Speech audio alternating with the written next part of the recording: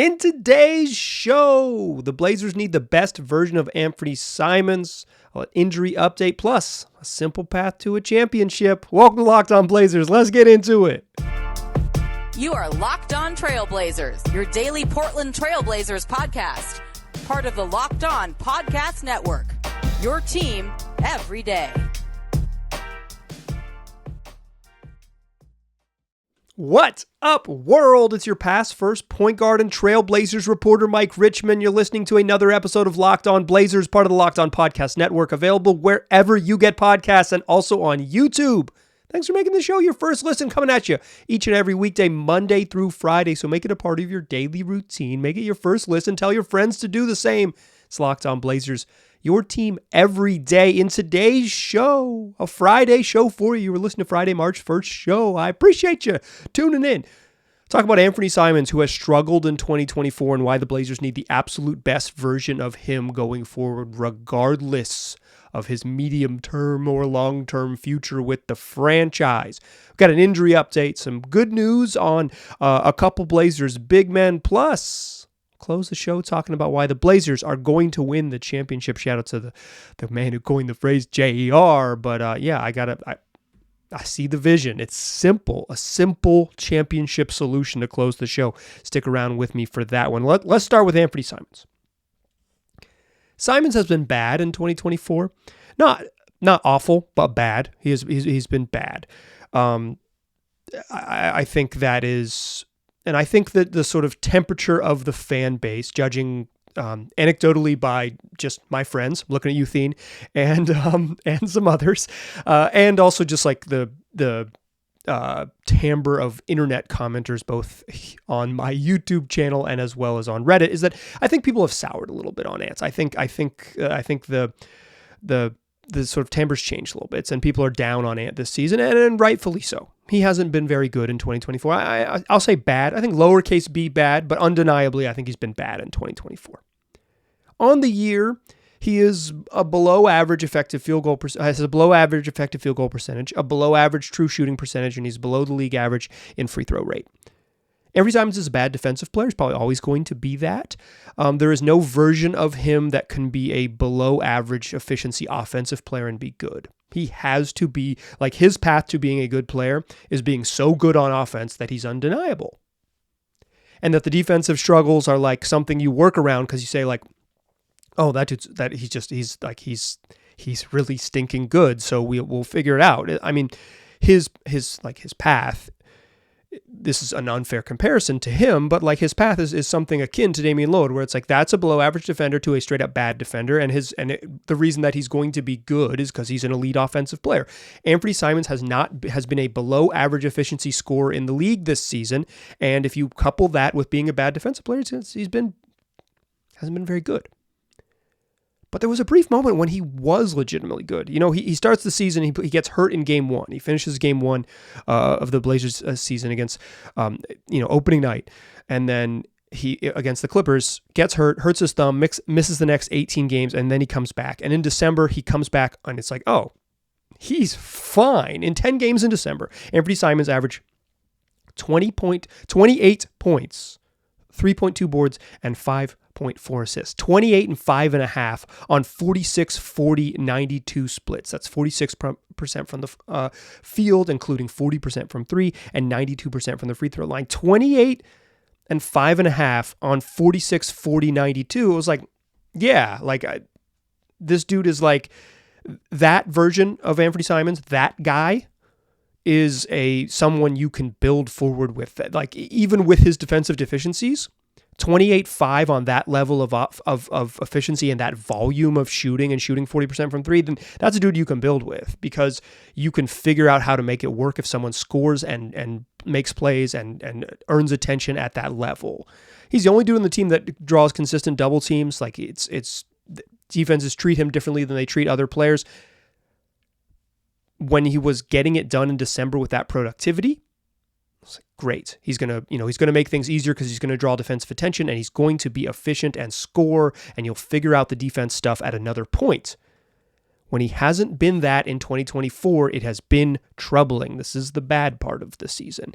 Since the calendar flipped over, Ant got sick like right around Christmas, came back and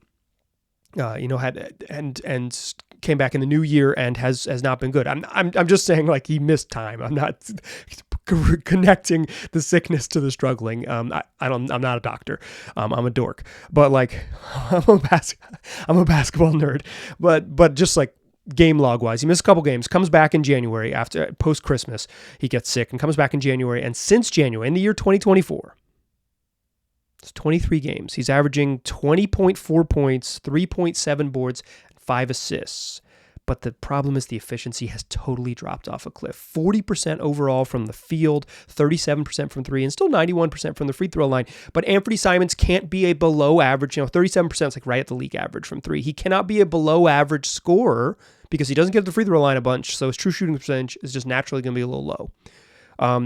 Effective field goal percentages accounts for three-pointers being worth more. True shooting percentage accounts for the value of free throws along with three-pointers being worth more, but it's like a normalized shooting percentage. But 40% from the floor and 20 points per game. Anfernee Simons has scored 30 points 3 times in 2024. 3 times in 23 games in this calendar since the calendar flipped. He had 4 30-point games in 10 December outings. He was cooking. Now he's not. And you might say, Mike, I kind of know this, dog. Like, I've been watching. I know he's been struggling. What's the point? Here's the point. The Blazers need the best version of him. They're heading down the stretch of this season, and they just need Anfernee Simons. They don't need to necessarily win a bunch of games. They don't need him to. They just need him to get back to being a good offensive player, an above-average offensive player, an above-average efficiency, high volume, a guy who can score. They need him to score like 25 in a game and dish out somewhere in the range of 5 assists. 25 and 5 on slightly above-average efficiency, that's what they need from Ant. And we've seen stretches where he's been that. I think like that's a big number to just sort of throw out there, but we've seen stretches when he's been that, including as recently as December. And here's why they need it. I mentioned sort of the timbre has changed on Ant. The folks, I think in general, the fan base is a little down on him this season, and rightfully so, as I just laid out the reasons why he would be. But whether he's part of the long-term plans, like they want to build with him and he's part of the core going forward, or he's very specifically not and they need to trade him, they need him to be good. Whether he's part of the short, medium, or long-term plans. He's going to be part of the short-term plans because he's going to play out the rest of the season. Unless they clandestinely shut him down. But like, whether he is a person that you have to trade because you are moving in another direction, choose to trade because you're moving in another direction, or choose to keep and build with because you like what he brings to the table. And we'll talk Ant trade stuff when we get deeper into the offseason. I think it's a huge question. I've kind of already broached it in a previous episode talking about Malcolm Brogdon and Anfernee Simons and who to prioritize. But like today, it's like just the basics that you need to know is or how I feel and what I would like to share with you here is regardless. The Blazers need to get the best version of Anfernee Simons down the stretch. The dude who gets outrageously hot, like he just hasn't had the games or the stretches where it's light stretches, but not like a quarter and a half, not like 18 game minutes where it's like, oh, no one can guard him. He has 22 in a quarter and a half. Like he's had those moments. His hot is very hot. He had a stretch in December when he was really good. They need him to be that again. Because, like I said, whether he is trade bait or whether he is building block, they need him to be good. For me, like, to be totally clear, I think Anfernee Simons has pretty much determined that he cannot be a lead offensive engine on a good team. Whether he can be a good offensive player on if he's not the lead engine on a good team, but like where he's the second or third option. I would like to. I think that's something that I don't know if I would like to see it, but I think that's something that maybe other teams could bank on or whatever. But I think it's pretty clear that he is incapable just with his skill set and his abilities. And not everyone can be the lead guy on a good team, and I think it's pretty clear that he can't be that. But if he can't be that, he can still be a good player if he's an effective offensive player, and we've seen enough stretches of it to know that it's in there somewhere probably. But he didn't take the jump this year. He just hasn't made the leap.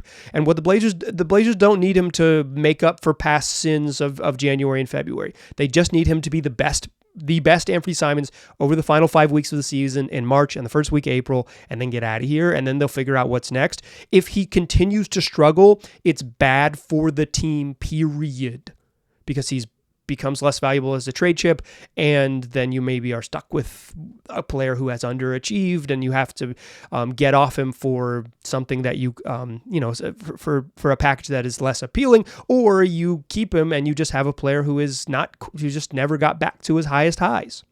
They need him to be the best version of himself. It's imperative, no matter what you want them to do, no matter what you want the next version of the Blazers to look like, it is incredibly important that Anfernee, the best version of Anfernee Simons, return in the final 5 weeks of this season. Okay. Blazers kick off a 3-game road trip this weekend, and the injury report has some news to know. That's what we will talk about in the second segment. But first, let me tell you about FanDuel. Go get buckets with FanDuel. Down the stretch run of the NBA season, America's number one sportsbook wants to give new customers $150 in bonus bets with any winning $5 bet. We're down to the fun part of the NBA regular season, jockeying for playoff positions, playing meaningful games that matter. We're going to get weekend primetime games, and we're going to see the best players try to get themselves in the best position. Then we head into the playoffs, my favorite time of the year, my favorite extremely long postseason, 10 full weeks of NBA playoffs. And right now, if you're a new customer, at FanDuel, you can get $150 in bonus bets once you win one $5 bet. So get in on the action, get a victory, and then you can make quick bets on any game. You can do live same-game parlays. There's exclusive props that live right there on the FanDuel app. So visit FanDuel.com/lockedon and shoot your shot. That's FanDuel, an official sports book partner of the NBA. All right. Let's talk the injury report. Is there anything more exciting than looking at an injury report for the Portland Trail Blazers? Yeah, there's a lot. There are many things. But I will say this. In the grand scheme of injury reports, this one has some good news on it. The Chauncey Billups told reporters prior to the last game prior to the last game that Scoot Henderson will not play in this upcoming 3-game road trip. So he's out. No surprise he's on the injury report. Malcolm Brogdon out indefinitely. Kind of unclear when and if he will return. He's on the injury report, right? You're not seeing that good news. That might be too good a news to hope for in a season like this. But there's names to know, and they're taller gentlemen. The one that I think is... there are two that are the most eye-opening. Let's start with the bigger one, DeAndre Aon. He's not listed as out. He's listed as doubtful. That is, in and of itself, that is good news about DeAndre Aon, because he leaves the last game against the Heat with a right hand sprain. Kevin Love took a charge because Kevin Love takes charges because Kevin Love can't jump, and the NBA prioritizes or incentivizes players to slide under players who drive and take charges. Kevin Love is really good at it. He's a great charge taker. He takes a charge. DeAndre Aon lands on him and kind of gets his hand tucked under him and tucked him in between himself as he lands and his own body weight and on Kevin Love, and hurts his hand. Plays a little bit, but doesn't come back out in the second half. Like returns after the injury, but doesn't come back out in the second half. The Blazers called it a right hand sprain, but they hadn't given any formal updates. So the next time, and then they didn't have media availability immediately following that game, and then they traveled today to head out on their road trip to starting in Memphis. Couple games over the weekend. So the first time we were going to get an update, or like a true update on Ayton's status, was going to be the injury report. And on the injury report, he's listed as doubtful and not out. And that's important because if it was a long-term injury, he would just be out. Doubtful suggests, like in the sort of technical parlance, it means has a 25% chance to play, but it doesn't even matter if he plays Friday, right? They play Friday and Saturday. It doesn't even matter if he plays Friday. The actual big news is that, Chauncey Billups said the x-rays came back negative and he's not immediately ruled out for this game. So it probably means that this is not a long-term thing. DA has been the bright spot for the Blazers over the last month. Just having him out there is incredibly helpful. And because of just like, he can score and they just need someone who can, like, their offense is so clunky. They just like DeAndre Aon just like chucking up 18 footers is almost as, first of all, he's really good at it. Second of all, it's like on this particular roster, about as good a shot as you're going to get. So they need him, and it just helps so much, just like makes the rest of everything so much more functional to have the quality of Ayton on offense, particularly out there. And he's been I think their best defensive center this year too. Like, he's going to help on both ends. He's been just good over the last month. So while he might not play Friday, and doubtful, he could be listed as doubtful for the way the Blazers do it. He could be listed as doubtful for a week. But I think just the fact that he is not immediately ruled out of the game tells you that this is not a super duper long-term injury. Is great news. Great news. I don't think we have details on it, and obviously, like, I don't really know what a hand sprain is. Like, is it a contusion? Like, if you didn't break a bone, it seems like you just like whacked your hand really bad and it's like a pain tolerance thing. It's his right hand. It's his shooting hand. If your hand is like badly bruised and like beat up because you landed on it and smashed into Kevin Love, it's probably hard to shoot a basketball. So like, get right and get going, and so you can get going. But I think it's legitimately good news that DA is not hasn't been already ruled out and sees his name in the doubtful categorization. The other name you need to know, speaking of big dudes on the injury report, Moses Brown upgraded to questionable. Moses Brown has been out since January 1st when he fractured his wrist. He had surgery to repair that fractured wrist on January 10th, and he was going to be out roughly 6 weeks. We're kind of right at that, a little bit longer, but listed as questionable is good news. Like, I'm not here to say like, great, y'all. Moses Brown's back. Blazers season is going to be better now. Like, I don't think Moses Brown's very good. I thought it was somewhat curious that the Blazers decided to keep him over Skylar Mays, but at the time I thought it was like, oh, well, Moses Brown is significantly more tradable than Skylar Mays because you literally couldn't trade Skylar Mays based on his contracts. And then when they kept everyone past the trade deadline, I was like, this is weird. Like, I literally thought Moses Brown was kept on the roster like specifically as a piece you could trade. But since he's still here and the Blazers are still small, I guess it's good to be wrong. It's good to guess wrong because they just need size. I like Jabari Walker a lot, but I think playing him at center in the NBA, particularly against bigger teams, and Memphis can be a big team if they want to be, depending on the lineups and health. Like, I think playing Walker at the 5, like, kind of strips him of some of his gifts. He's a good rebounder, but if he is going to be, 6 inches shorter than the dude next to him, he's just not going to win that many rebounding battles. It's hard to rebound out of your position if the other dude out of that's chasing you down, chasing a loose ball with you is like way taller and has way longer arms than you. But Jabari playing 4 or playing like some sort of hybrid forward spot, whatever position you might think he plays at one of the forward spots, he can rebound because the guy who's going to be try to block him out for the most part is not as big as him. There's another big player on the court next to him to sort of eat up space on the glass, and Jabari is just best utilized. If you put a guy in the position he plays best, you'll get the best out of him. And Jabari struggled a little bit, and then asking him to play out of position, I think doesn't help. So I think just having more big bodies that can play, Duop Reith is almost certainly going to start at center if Ayton's out. You're going to get some backup minutes. I'm sure Jabari will play a little bit of backup 5, but we will see if Ayton is available, but like if it's not, it's going to be Reith, it's going to be Walker, and then Mo Brown, and I like just the thing that Moses Brown is that other dudes on the roster are not is big. He's 7'2", he's a little skinny, but he's big. Like he's a very tall person. Ibubaji is not on the injury report either, which means he will be available, so he could get some backup minutes. I think Baji is way more intriguing than Moses Brown, but to me, he's not like way better at basketball. He's a better shot blocker, but like the rebounding and sort of his feel on offense, I don't think to me, I think I think Baji is just like more fun, and I'd probably like rather watch him play, but I don't think like he's this great upgrade over Brown. So I think if Brown's healthy, get him on the court and see what he can do. If nothing else, the Blazers should spend the rest of the season finding out what they have in basically every player on the roster, and particularly a guy like Moses Brown who hasn't played, and he has an NBA contract, and they clearly invested in him a little bit as a exactly this, like a depth piece big man, and now they need some depth piece big men. So let's get Big Mo out there and see what he can do. All right, to close the show, I got good news. A simple solution for the Blazers to win the championship.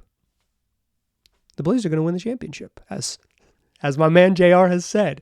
I will show you the path. I will walk you through it. It's easy, super simple. Join me in the third segment, and I will show you the solution. First, I want to tell you about PrizePicks. It's daily fantasy made easy. It's the number one fantasy sports app with over 3 million users, and it's so simple to use. You just pick more than or less than on a 2 and 6 player entry, and then you can just watch the money roll on in. It's just you versus the stat projections. There's no field, there's no sharks. It's just you versus the numbers that PrizePicks sets. And right now, it's demon time over on PrizePicks. You can win up to 100 times your money with as little as 4 correct picks. Turn $10 into $1,000.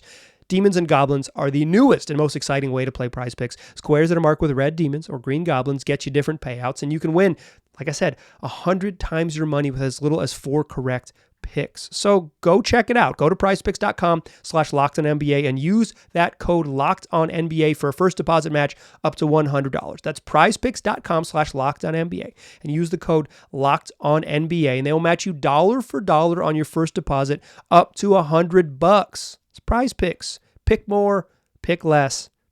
It's that easy. Still a pass first point guard. I'm still Mike Richmond. You are still listening to Locked On Blazers. I promised you that we will close the show by laying out the path to a championship. And it is simple, but it starts with kind of understanding the state of futility of the franchise. Join me in the Wayback Machine. The Blazers have mostly been excellent. Straight up. This team has mostly been excellent, is maybe overstating it. The Blazers have mostly been very successful over the course of their nearly 50 years in existence. Or, excuse me, nearly 60 years in existence. They've been good. Portland has had a losing season. This will be they've now lost 42 games this year, so this will be their third consecutive losing season. I don't think they were going to win out if they went 41-41, but it was still on the table. Until they lost to the Heat, it was still on the table. They could have ripped off 26 straight to close the season. I don't think they're going to rip off 25 straight either. But hey, it's why they play the games. And listen, Mo Brown's back, but there's going to be 3 straight seasons of losing basketball, of having a losing record. And this is only the 3rd time in franchise history in which they have had posted 3 consecutive losing seasons. This team was founded in 1970. It's like they've been mostly very good. They made the playoffs 21 consecutive seasons, starting in the 1983 playoffs and running into the 2003 playoffs. Things got a little dark after that. In 04-05, 05-06, and 06-07, they had 3 consecutive losing seasons. That was the last time they posted 3 consecutive losing seasons. Only one time in their existence have they had 4 straight losing seasons. Only once since inception in 1970 have they posted 4 straight seasons where they have a record below 500. They have mostly been very competitive, mostly been a playoff team, mostly been a team that's kind of in the mix, at the ball, but not the prom king type of thing.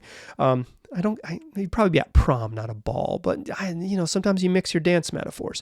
To begin this, since inception, to begin this experiment, the Portland Trail Blazers in a basketball and even the far outpost of the Pacific Northwest, starting in 1970, the Blazers had 6 straight losing seasons. 6 straight. Ended in 75-76. That was their last of 6 consecutive losing seasons to begin the franchise experiment. The following year, 1976, 1977, the Blazers would go on to win their first and only world championship. See what I'm getting at? Losing a bunch in a row is actually the solution. Now it's Friday, and I don't mean that, but I want you to have a little bit of fun. The best way to be good in the NBA is to be good. It's hard to sneak it. But the 76-77 team lays out the easy path to get there. Here's a simple solution. During the summer of 1976, the ABA broke up, and there was a dispersal draft as the teams merged. The ABA kind of died, and the NBA swallowed it up. That's kind of more what happened, but we call it the merger. And when the two leagues merged under the umbrella of the NBA, the Blazers were able to add a two-time All-Star frontcourt player in Maurice Lucas and team him up with Bill Walton and have this elite frontcourt that could go toe-to-toe with Kareem Abdul-Jabbar and the Lakers and then square off against Julius Erving and the Sixers and win the stinking championship. The youngest title team based on weighted average of total ages to ever win a title in the NBA. That's the solution. The Blazers are already currently one of the youngest teams in the league.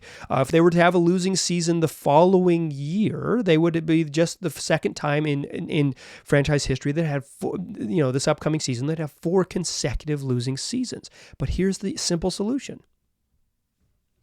You just add a 2-time All-Star frontcourt player and you let your young, promising big man, we'll call him DeAndre Aon, take a step forward and become one of the clearly 5 best players in the league and then win an MVP a season later. For a brief period, Bill Walton was probably the best basketball player in the NBA. A late season playoff run and then the following year when they started 50-10, the better parts of 2 seasons, Bill Walton was maybe the best player in the league. That's all that DeAndre Ayon has to do. So here, simple solution. I got it for you. This is how we'll head into the weekend. Here is the simple path. Easy peasy. Find an all-star forward below the age of 25. A rugged front court player that can be an enforcer, the enforcer, in fact, to bring physicality, attitude, and professionalism to the Blazers' front line. Have DeAndre Ayon take a massive step forward, and bing, bang, boom, championship. Simple as that. Easy peasy. I think, that's cool. I don't think I need to say any more, right? You got it. That'll work. I think the real truth is that this stretch, these 3 seasons, has been as challenging a stretch as the Blazers have had in their history as a franchise. You have to go back to 1975. The majority of my listeners probably weren't around in 1975. Or if you were a youngster and probably didn't have the sort of investment that maybe you do now. I'm sure some of you will tell me that you were around since 70 and remember it, and I appreciate you listening because that's cool as heck. But this stretch, I think that 04 to 07 stretch is regarded as the darkest stretch of the franchise's history. And this one is as bad as they've been record-wise since then. It's not as kind of the off-court stuff isn't as messy, but they've traditionally been really good. It's been a long time as a Blazer fan, since they've been this. The path out of here is tough. So, keep your positivity and start thinking about how easy it is to add a Maurice Lucas level front court player and have DeAndre Ayon morph into a MVP and see you at the parade. We'll do 5 of these again next week. That's what we do. Wherever you get podcasts and also on YouTube. Tell your friends about the show. I appreciate you listening. Talk to you soon.